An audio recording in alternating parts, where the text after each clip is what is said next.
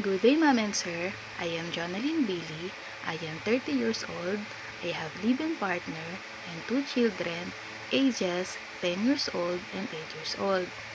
My height is 152.4 centimeters and my weight is 65 kilograms. I am high school graduate and I am not taking any long-term medications. I work as housemaid and nanny in the Philippines for 2 years and 7 months. There are 4 members in the family, 2 adults, 2 kids, and 1 cat.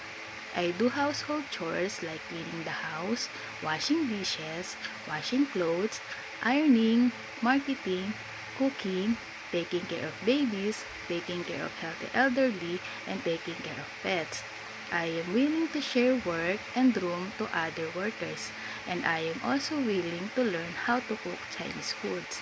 I'd like to work in Hong Kong for my family and for my children's future. To my future employer, please hire me because I am honest, obedient, trustworthy, and hardworking. I promise to do all my duties and responsibilities. Again, this is Jonalyn Billy. I hope to work with you as soon as possible. Thank you.